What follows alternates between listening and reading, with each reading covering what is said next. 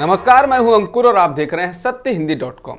आइए एक नजर डाल लेते हैं अब तक की सुर्खियों पर। पंजाब और चंडीगढ़ के लिए अखिल भारतीय कांग्रेस कमेटी के प्रभारी हरीश चौधरी ने कांग्रेस अध्यक्ष सोनिया गांधी को एक लिखित पत्र में पंजाब कांग्रेस के पूर्व प्रमुख नवजोत सिंह सिद्धू के खिलाफ अनुशासनात्मक कार्रवाई की मांग की है। 23 अप्रैल को लिखे गए पत्र में कहा गया है कि नवंबर से अब तक पंजाब में पार्टी के मामलों के प्रभारी होने के नाते मेरा यह मानना है कि सिद्धू ने लगातार कांग्रेस सरकार के कामकाज की आलोचना की, इसे भ्रष्ट और श्रोमणी अकाली दल के साथ बताया।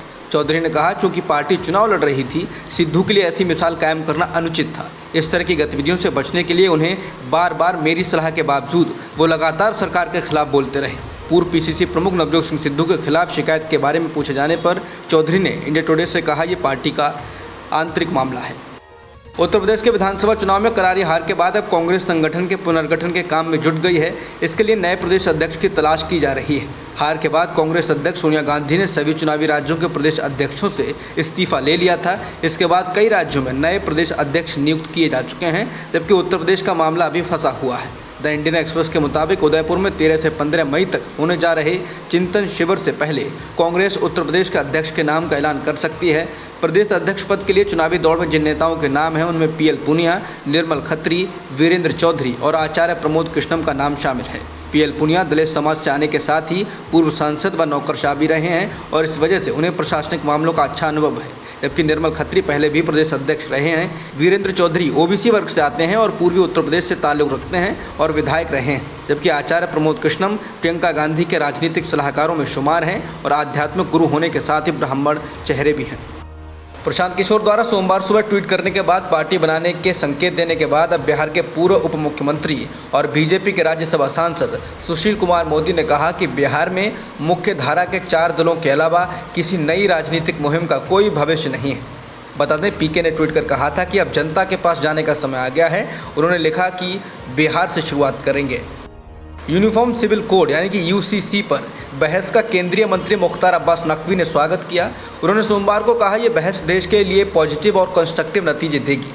नकारात्मक और सकारात्मक ही 2 नतीजे होंगे। अच्छी बात यह है कि बहस हो रही है। उन्होंने यूजीसी का समर्थन एक तरह से नहीं किया। उन्होंने सोमवार को उससे पहले बार बार यही कहा कि इस पर बहस का स्वागत किया जाना चाहिए। समझा जाता है कि बीजेपी और आरएसएस नकवी से इस तरह का बयान दिलाकर मुसलमानों का रुख जानना चाहते हैं। मुसलमानों की तरफ से इसका बहुत खुलकर विरोध नहीं हो रहा है। बीजेपी इस मुद्दे को 2024 के आम चुनाव तक चलाना चाहती है।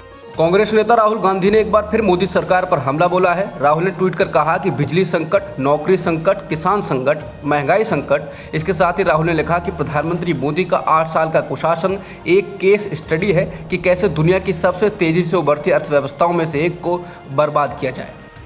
महाराष्ट्र नवनिर्माण सेना प्रमुख राज ठाकरे ने अपने ट्वीट में पार्टी कार्यकर्ताओं से 3 मई को घोषित हनुमान चालीसा नहीं करने की अपील की, ताकि ईद के त्यौहार के दौरान कोई सामाजिक तनाव पैदा ना हो। देश में ईद का त्यौहार मंगलवार 3 मई को मनाया जाएगा। राज ठाकरे ने अल्टीमेटम दिया था कि अगर लाउड स्पीकर 3 मई तक नहीं उतरे तो उन मनसे कार्यकर्ता मस्जिदों के आगे हनुमान चालीसा पढ़ेंगे। महाराष्ट्र में लाउड स्पीकर राजनीति शुरू करने वाले राज ठाकरे के दबाव में महाराष्ट्र सरकार आ गई है। राज ठाकरे के अल्टीमेटम और रविवार को औरंगाबाद में कामयाब रैली करने के बाद महाराष्ट्र सरकार सोमवार को एक्शन में दिखी।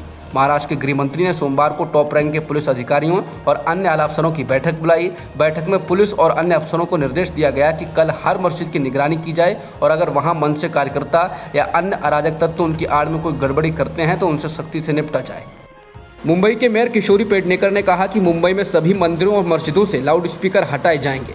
बता दें कि महाराष्ट्र नवनिर्माण सेना के प्रमुख राज ठाकरे ने उद्धव ठाकरे सरकार को चेतावनी दी थी कि पूरे महाराष्ट्र से मस्जिदों के आगे से 3 मई तक लाउड स्पीकर हटा दिए जाएं। बीते दिनों बीजेपी सांसद नवनीत राणा व उनके विधायक पति रवि राणा के द्वारा मातोश्री के बाहर हनुमान चालीसा पढ़े जाने को लेकर महाराष्ट्र में काफ़ी विवाद हो चुका है। मुंबई के मेयर ने सोमवार को कहा कि मुसलमानों या किसी ने भी हनुमान चालीसा का विरोध नहीं किया। उन्होंने कहा कि कानून सबके लिए एक है और वो सभी से शांति बनाए रखने की अपील करते हैं।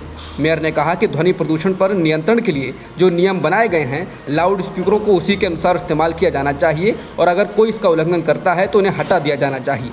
मेयर ने कहा कि अगर राज ठाकरे ने अपने भाषण में कुछ भी आपत्तिजनक कहा होगा तो उनके खिलाफ कार्रवाई की जाएगी। उन्होंने कहा कि राज ठाकरे की वजह से ही मंदिरों से लाउड स्पीकर हटाए जा रहे हैं। उन्होंने मनसे के कार्यकर्ताओं को चेताया कि उन्हें कानून को अपने हाथ में नहीं लेना चाहिए, वरना उनका सारा जीवन अदालतों के धक्के खाते हुए गुजरेगा। बढ़ते कोविड-19 मामलों के बीच सुप्रीम कोर्ट ने सोमवार को महत्वपूर्ण निर्देश में कहा कि किसी को जबरन वैक्सीन नहीं लगाई जा सकती है। हालांकि मौजूदा नीति को मनमानी मानने से सुप्रीम कोर्ट ने इनकार किया। अदालत ने कहा कि मौजूदा सरकारी नीति को साफ तौर पर मनमाना नहीं कहा जा सकता है। सुप्रीम कोर्ट ने कहा कि शरीर की सुरक्षा कानून की नज़र में महत्वपूर्ण है और किसी को भी टीका लगाने के लिए मजबूर नहीं किया जा सकता है। हालांकि व्यक्तिगत अधिकारों की कुछ सीमाएं हैं, इसलिए कोई नियम सामुदायिक स्वास्थ्य के हित में लागू किया जा सकता है। सुप्रीम कोर्ट ने सरकार से कहा कि वो वैक्सीन से संबंधित रिपोर्ट को सार्वजनिक रूप से पब्लिक को उपलब्ध कराए ताकि जनता को सही जानकारी मिल सके।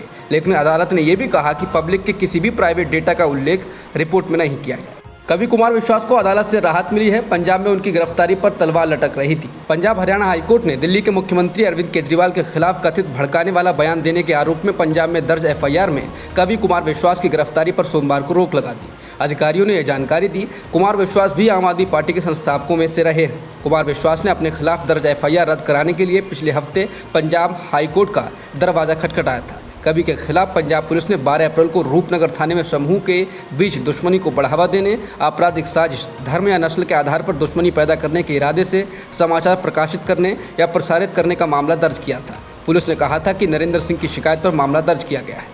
असम पुलिस द्वारा गिरफ्तार किए जाने के बाद जमानत पर बाहर आए गुजरात के निर्दलीय विधायक जिग्नेश मेवानी ने प्रेस कॉन्फ्रेंस कर कहा कि उनकी गिरफ्तारी कानून के खिलाफ है।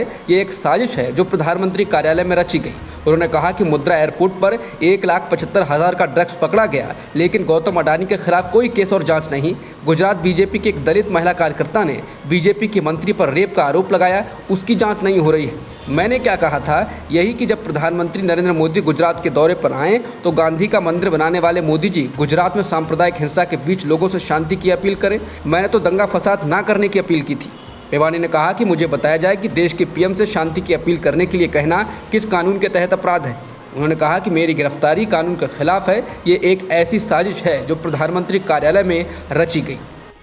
पिछले गुरुवार को सऊदी अरब के मदीना में पाकिस्तान के प्रधानमंत्री शहबाज शरीफ को पूर्व पीएम इमरान खान के समर्थकों द्वारा कथित रूप से परेशान किए जाने के बाद फैसलाबाद में इमरान खान और अन्य के खिलाफ ईश निंदा का मामला दर्ज किया गया है। वहीं मीडिया रिपोर्ट्स के मुताबिक पाकिस्तान के गृह मंत्री राना सनाउल्लाह ने कहा कि इमरान खान को प्रधानमंत्री शहबाज शरीफ और मदीना जाने वाले उनके प्रतिनिधिमंडल के खिलाफ गुंडागर्दी और नारेबाजी से जुड़े एक मामले में गिरफ्तार किया जाएगा। सोशल मीडिया पर सामने आए वीडियो क्लिप में देखा जा सकता है कि कथित तौर पर इमरान के समर्थक मदीने पहुंचे पीएम शहबाज शरीफ और उनके प्रतिनिधिमंडल के अन्य सदस्यों को चोर और गद्दार कह के चिल्ला रहे हैं। अब तक की खबरों में इतना ही। बाकी खबरों के लिए बने रहिए सत्यहिंदी.com के साथ।